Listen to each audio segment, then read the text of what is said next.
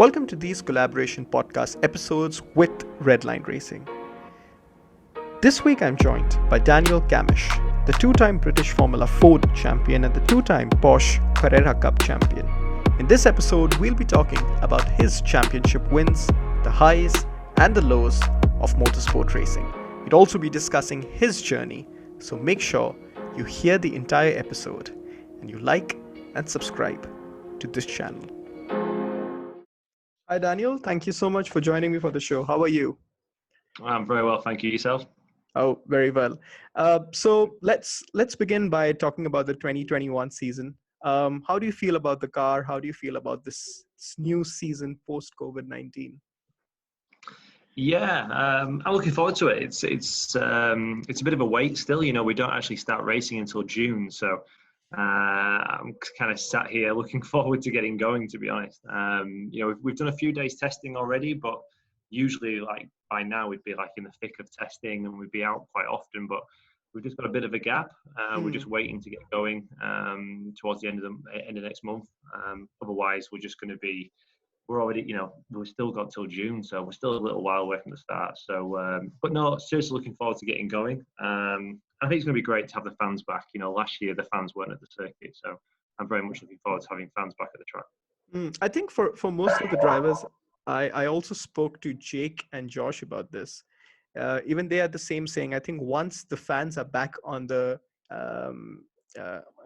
tracks, I think it's going to be the same nerve-wracking moments for you guys again. Yeah, no, absolutely. You know, the fans really make it what it is.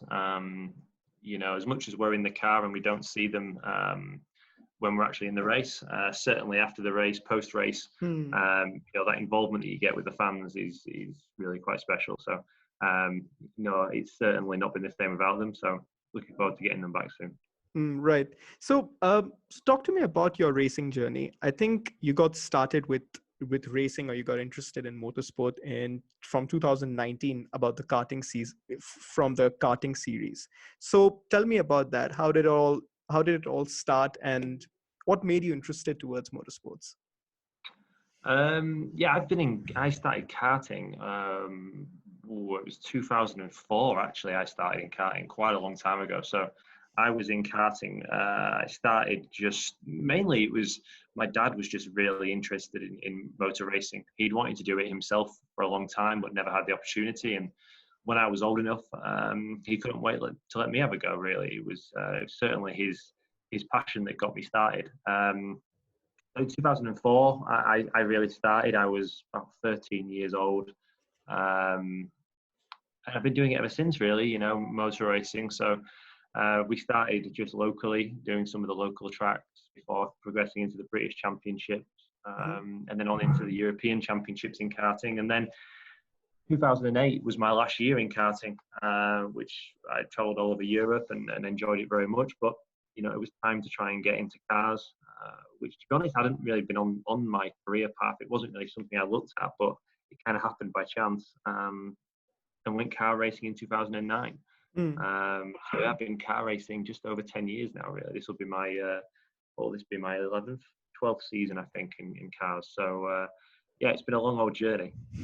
So I think after karting, was it the move to MSA Formula Ford? Was it after karting, or there was another? No, yeah, I moved into MSA Formula Ford in 2009. So that was my first taste of Formula Ford. I won the scholarship championship last year and had quite a few. I had a pole position and some really good moments. Actually, I raced some really good guys as well. One of which been Joseph Newgarden, who's just he's now two-time IndyCar champion. So there's some good guys that year. It was my first year in cars, so lots to learn. But I did a really good job, and then. Yeah, I was in Formula Ford for a few years.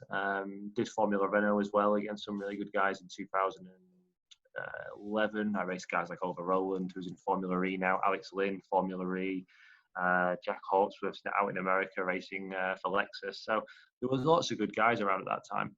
And I then got injured in 2012 in an accident in Spain, which put me out for a year. And then in 2013, I came back and won the Formula Ford Championship, and that was the year that I won 24 races. And a lot of people kind of see that as like that's what people really remember my career from that moment onward. they kind of, not many people know about the earlier years, which is fair enough. When you win 24 races in one year, people tend to notice. While talking about the wins, tell me, when was the time, or do you remember the first experience when you had the podium, you felt on the top of the world? Talk to me about that, the first win that you had in your career ever. Yeah, my first win, my first outright proper win, came at Zandvoort in 2010. That's with Formula Ford, right? Formula Ford, yeah, it was my first outright win. I'd won scholarship races, which are basically a race within a race. I've been on the podium overall, but I'd never achieved the outright win. So this was the first one, and that was at Zandvoort, and it was an amazing moment. A culmination of all the effort that goes in and everything you work towards, and to share that moment with my family was a great experience, the first one's always going to be special. And what about I think it was 2019 when you started with the British Touring Car Championship, and talk to me about that. What form of championship is that, and how was your experience like in that series? The British Touring Cars, it's the biggest championship in the UK. It's a tin top championship. And what car were you driving for that? I drove a Honda Civic. So I raced for the Honda factory team in the championship, and I had 3 really strong years in the team in that championship. And 2019 was a very successful year. Very, very nearly became British champion. I just missed out on the last lap when I had brake failure, which was a big shame. But these things happen in motorsport. You never know. It's a mechanical sport at the end of the day. Things can fail, and I went the full season without having an issue really, only to run into one at the last minute. So very disappointing way to end, but also it shouldn't distract from how good a season we actually had. We were very successful and scored a lot of podiums, scored a lot of points. So that was that. Touring Cars is certainly the biggest championship here in the UK, and a fantastic fan base, and really competitive racing. Obviously I'll still be there this year supporting it in the Porsche racing. We race on the same weekends. We get the same TV coverage and everything like that. So I'll still be there. I'll still keep my eye on what's going on. There's an interesting point that you spoke about, that in the last race you had the brake failure. And I've also seen in motorsports that there are often a lot of racers who are missing out on like very few points. It's like a very minor distance, that minor points that decides the championships. And based on that, I want to ask, how do you divert your mindset from that, distract yourself, and then push on to the next year? Because I'm sure this would have happened with you in a lot of times when you're missing out on points, or it's not actually your fault. It's an issue with the car. How do you distract yourself with that? That's quite a good question. I mean, it's mentally very tough, motorsport. It's not physically. Formula One is very physically dependent. The guys spend a lot of time in the gym, a lot of time making sure that they're at a very high level of fitness. But in the lower stuff, touring cars or the Porsche racing like I do, of course it's good to be fit, but you don't have to be that level. You don't have to be the six-pack level. No, you don't have to be super fit. But what you still need at any level is a very good mental strength, because it's a very mentally challenging sport. And like you said, you've got to be able to pick yourself up and bounce back from things that are not easy to get over. And like you say, points make. It's incredible that you can do 30 races and it comes down to 2 points out of 400. And there's always moments in any season that you can go, you can point to different moments where you think that might have been it. That's where it got away from you, or that's where you won it. And the thing with touring cars is it's important to score points all the time. You have to rack them up. If you can get 1 here, 2, 5, whatever it might be, as long as you can keep picking up points, because you just know that when it comes to the end of the season, everyone will count. I actually lost the championship that year by 2 points. God, I could tell you lots of places that I lost 2 points that season. But you just never know. So it's important always to rack the points up. But yeah, I mean, how you sort of pick yourself up and move forward. I mean, what are your options? You can sit there and in self-pity and woe is me, but you got to be able to get on with it. How do you pick yourself from those situations? Take a break. I think yeah. Yeah, you take a break for a while and you try and put it out your mind, and it's difficult. It's very difficult to put it out your mind, but at the end of the day, you've got to pick yourself up and move forward. And there's a kind of a saying that you're only as good as your last race in motorsport. And I've heard this one. It's amazing how quickly once you're back at the track, it resets and you go again. So that's all you can do. You go from one weekend to the next, and you concentrate on the goal ahead, which is to do the best job you can on that weekend. Take it step by step. Right. And while talking about this season as well, with Redline Racing, you've had a great history associated with that team. 2015 and 2016 were the time where you were a part of this team and you won those championships. So tell me, is there any form of pressure for you in this season, considering the success and the history that you had with this team? I mean, there's always pressure. I always put pressure on myself, to be honest. It's not pressure from anyone else. It's only internal pressure from me. So at the end of the day, yeah, I've had a lot of success in Redline. It's a great team to be part of, and I'm very glad that I'm back there. Obviously, 15 and 16 were 2 fantastic years. 17 was also a very strong year. It just didn't work out at the end in the points. But no, I go back with looking forward to the challenge. Getting my head back around driving a Porsche is one thing, and then let's see where we can go. I mean, there's some good guys in it. There always has been, and I'm sure there will be for many years to come. So let's see. I mean, it's very early days yet to say where we're going to be, but I'm sure that we'll be close, and I'm sure we can challenge for the title overall. So. But what will be, as long as I can get out of the car at any time and say, look, I'll give it my best, then that's all that really matters to me. Right. And you also have won the 24-hour Le Mans race as well. And there was a final battle that happened between Alessio, Dino, and between you. So talk to me about that race, and how does it feel like driving for Le Mans? Yeah, that was a good race. That was the Carrera Cup support race at the 24 hours in 2017. 62 cars, I think, took the start of that race, and I managed to win. So no, it was an amazing event. It was just fantastic to be at Le Mans, with Porsche and to experience it. But to win overall in such a strong field, and the way it was won as well. I mean, the last lap has kind of gone a bit viral on the internet. You can find it on YouTube and all kinds of places now. The last lap is really quite cool to watch. So to be part of that, and then to win, and also to have the recognition from Porsche. It was even shown at their sort of Night of Champions in Germany. I remember being there, and they showed it on the big screens. In front of all the Porsche factory drivers, all the Porsche staff, and all these people that you'd love to be, you'd love to know, watching you on the screen. So that was a really cool experience for me. But no, what an event! And I think I've lived off that moment ever since, to be honest.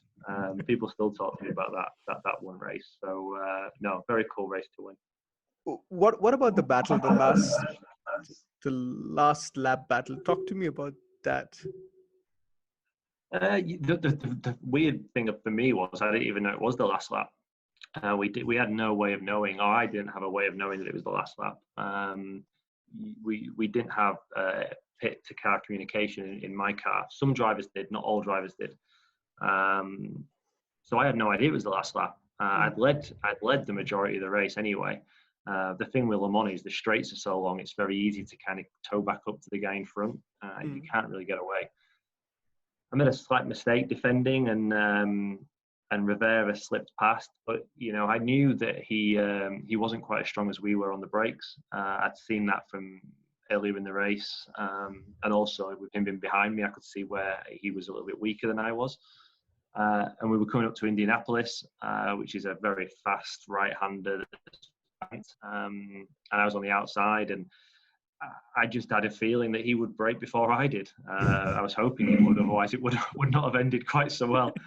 And he did. He blinked first, and I just managed to hold on around the outside and went on to win. So no, it was a cool move, to be fair. You know, I think I had a few people message me later that day saying, "Can't believe you've pulled that one off."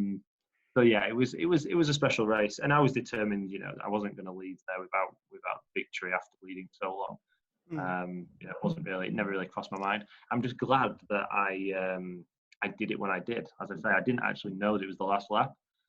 You know, no one would have blamed me for waiting till the long straights to try and pass him back. I'm glad that I got on with it and did it there, because I would have got to the line and finished second and kicked myself ever since, probably. So, no. Talk to me about this thing, the overtakes. Whenever you're racing, recently I just started playing the Formula One game on my PS, and I've just realized that how difficult it is just to do an overtake while just playing the game, and I'm not there. So yesterday it just occurred to me that I wanted to ask, how does it feel like overtaking in a car? What's the pressure like, and what's the thought process like that when you're driving in the chicane? How do you place yourself, and what's going in your mind, that would you be able to do it or not? Because you spoke about Le Mans as well, that overtake was something that was that just happened. Yeah. It all depends on the moment. You get some overtakes that are very planned. You know, you put a lot of thought into them. You know, you maybe spend a few laps behind the guy. Maybe you're a very similar speed to the guy you're overtaking. Maybe there's not much in it, and you're sort of spending a few laps trying to work out, right, where am I a little bit stronger? What can I do to make a difference? And there's other overtakes where it's just spur of the moment. There's a mistake in front, or you've caught the guy and you know you've got to do it very quickly. It all kind of comes from just, you've got to read the situation, and that just comes with experience. The more racing you do, the more experience you get of certain situation. You know, most of the overtakes, it's all about getting a good exit from the corner before. You know, if you can get a good exit and get a run on the guy, and then it depends. Sometimes the guy will defend. So if the guy defends into the corner, you know that you've got a good opportunity maybe to switch back on the exit and get him into the next one. It all depends on the sequence of corners as well. You know, if you're going into a high speed corner, not very good for overtaking, because you know the risks are high. There's not much in the way of slowing the car down. If you're going into a hairpin, good opportunity to overtake. The cars need to come right down in speed. So it all just kind of depends on the moment, but you've got to be committed. That's one thing you have to be. If you are not committed and you do it half-heartedly, chances are you'll get it wrong or you'll crash. You know, you have to do it with commitment, so the other guy knows that you're coming through and it's your corner. If you don't, he'll turn in and you'll just crash. What about, how do you distinguish between committing and the anger that you have? Because I've also seen that few racers are like super angry in, like, whenever they are trying to do an overtake. Because I remember in Formula One also in 2018 or 2019, Max Verstappen was one of those racers who was super aggressive in those maneuvers. So how do you distinguish in that? Yeah. It's not an easy question to answer. That is, I mean, how do you picture yourself as? Do you see? I'm not an angry. I tend not to be angry as a driver. I mean, some are aggressive. Being aggressive works to a point, but there does come a point where it doesn't work anymore. What happens when two aggressive drivers meet is that you end up sat watching at the side. So it only works if the other guy you're overtaking has more self-preservation than you do.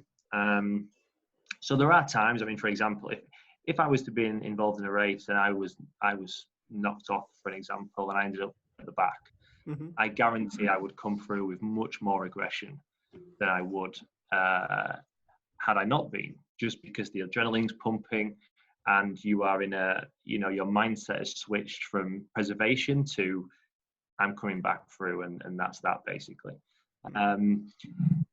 But don't get me wrong. I mean, it all just depends. I mean, I try to be a bit more methodical. Think about the points. You know, I don't want to crash. you've got to consider the car and the points you're trying to accumulate over the season. Aggressive drivers, they tend to win races. They can win races. Can they win championships though? That's different, isn't it? Because you look at some drivers. Colin Turkington is a great example, the touring car driver.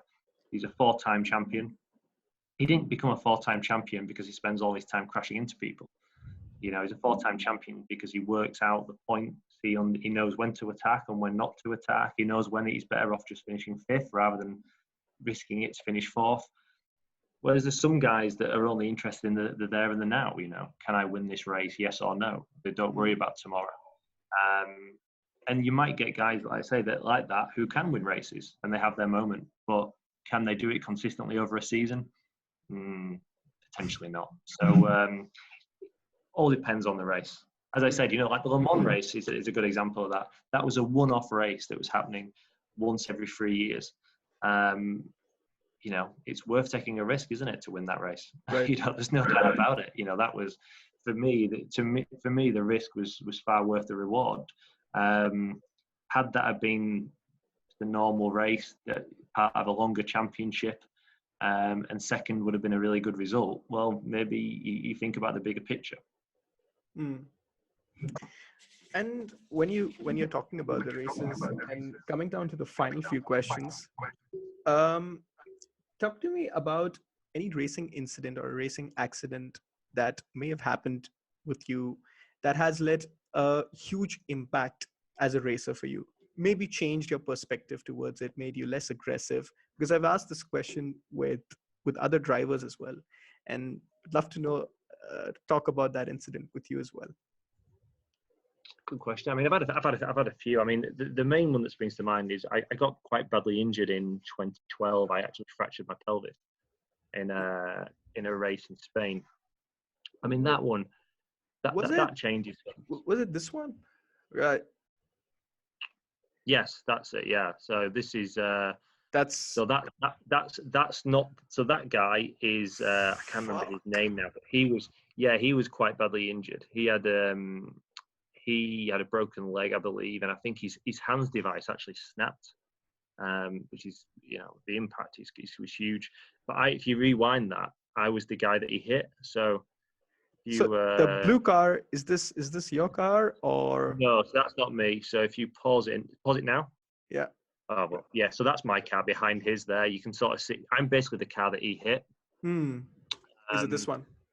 That one, yeah. So what had happened is, it's a bit of a weird how it all happened, but the guy who's hit me had hit another car earlier down the track, and he'd taken off. So he was actually coming down the track on his gearbox. He was about to flip over backwards when he's crashed into me, but I'm at sort of 90 degrees to him. So he's just hit me side on, and the full weight and the force went straight through the car, and it split my car in half.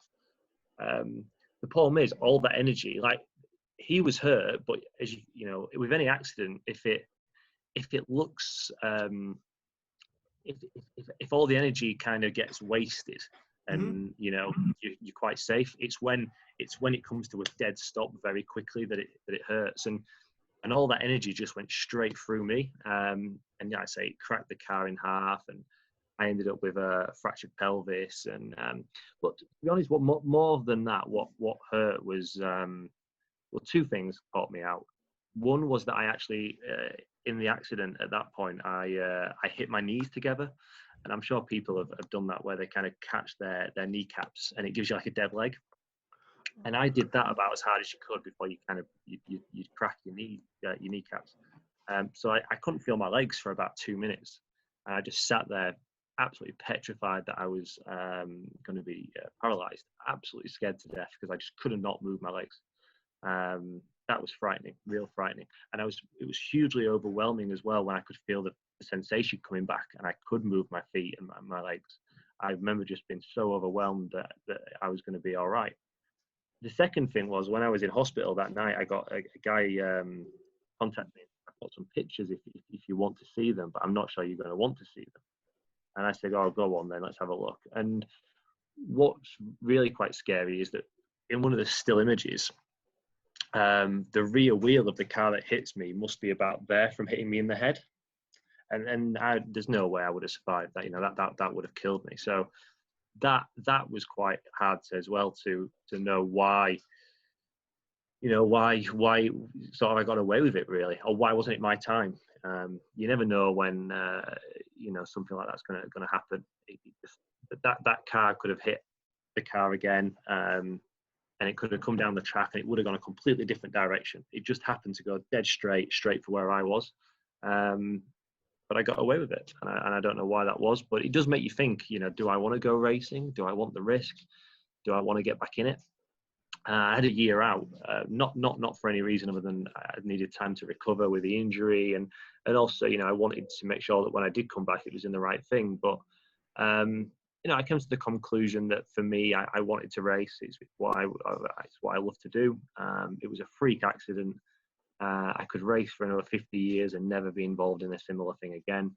And people get injured all the time doing all kinds of silly things or normal things. People unfortunately get in accidents just going to work on the motorway. So, for me, yes, it's a risk, but it's a controlled risk, and it's a risk that I'm willing to take. So once I'd kind of come to that conclusion, I was ready to go again and not look back since. But that was, for sure, that was an accident that took some thinking about.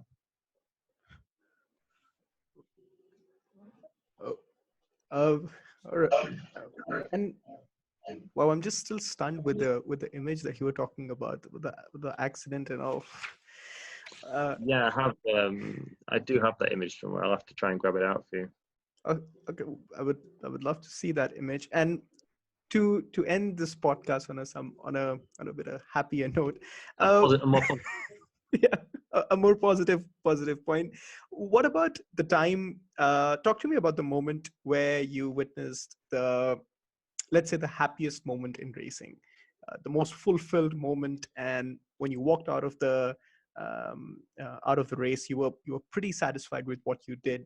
I mean, there's moments like for athletes when they finally get, or they arrive to a point where they always dreamt of, and they get there. Talk to me about that point for you. You know what? It's funny because I think as any athlete or any sportsman, you do have that, but then it's like, what's next? It's like where does it end? For me, like you say, winning your first race is a huge moment, but then it quickly subsides into, right, when's the next one, or when's that championship going to come, or what? It's just, you're constantly moving your own bar, and I think that's the same for anyone, not just me. So I had the best time. I mean, winning a British touring car race, the first one, was a special moment. I never even thought I'd drive in a British touring car event, let alone win a race. So that was special.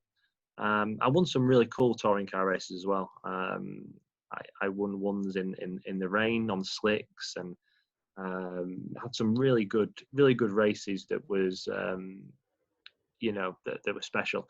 But probably there was a 2-week period in 2017 when the week that I won Le Mans. Only about 2 weeks before that, I actually finished second in Monaco as well, and that was probably my if I could of that month of I think it was May or June or whatever it was in 2017 was probably the highlight, the peak of my career, really. To go from Monaco, where you've just been on the podium, first time you've ever been to Monaco and you're on the podium, which just doesn't happen very often, if at all, really. Most people go there. That's the same track as the Formula One one, right? Yeah, the tight circuit. Yeah. So I raced there in Porsche Super Cup, which goes there. And it's just such a difficult. You don't get any track time. You get 10 laps in practice, and then you got to go. That's it. So usually it's the guy that's been there the year before that can do quite well. And it was my first time, and to finish second was just an amazing achievement. And that was a really good day. I remember not one being in Monaco, but two, when I got back, I knew it was a big achievement, and to be there with my family and friends was really special. And then I came back to my phone and I had tweets from all kinds of really, really cool people high up in motorsport who were just like, that was a great performance to do that. That was very special. And then 2 weeks later, I went to Le Mans and won that race that we just spoke about. So that was just I was just riding such a high at that point in my career, and in the Porsche Championships was going really well. So yeah, that was a good month. That was a really cool month. Right. And now finally coming down to the last question of this podcast. Simon had come for one of the episodes earlier, and I spoke to him about this, that it was about a ritual, or so to say, something that you do before a race that back of your mind makes you think, if I do this, I'll win it. And he said that he never goes on to the starting grid. And that's just somehow how he sets his luck for the races. What about you? Do you have a ritual after the race or before the race that you follow, and it just somehow makes you think that this is how I can win, or something related to that? Not as such. I've been asked this a few times, and I know from the last couple of years, my teammate Matt Neal, he's really superstitious. He would do all kinds of weird little things, like wearing what? the same. Well, from like wearing the same underpants, or if he That's the most common one that I've heard from a lot of athletes. Wear the same underpants. Yeah, wear the same underpants, or if he had a good race, he'd make sure that he used exactly that same equipment next time. So maybe like the same overalls or the same underwear or whatever it might be. Right. And I've sort of tried to find little things that make sense. And to be honest, I'm kind of struggling. There's nothing really that I do. What I do, actually, I will tell you what I do, and people will have probably might have seen this if they've ever seen me before the start of a race, because I do it every time, is that I crouch next to the car. I always, just before I get in, I crouch next to it and I give a little tap, like, as if to say, like, good luck. I always feel like if I look after the car will look after me. That's always kind of been my thought process. So I give it this little love tap as to say, come on, we got this. We'll be all right. And usually it works. But obviously there's lots of times where it hasn't worked. But I forgive it for that. Right. And I think with that said, Daniel, I think we've come down to the end of this podcast. And I wish you all the best for this season. And I hope that this tap that you're working on, or the superstitious, it works for you. All the best for that. Me too. Thank you very much. Cheers. If you like this episode, please subscribe to my channel. You could also hear it on other audio platforms. The links are in the bio. And I hope to see you again for this TheBonsPodShow.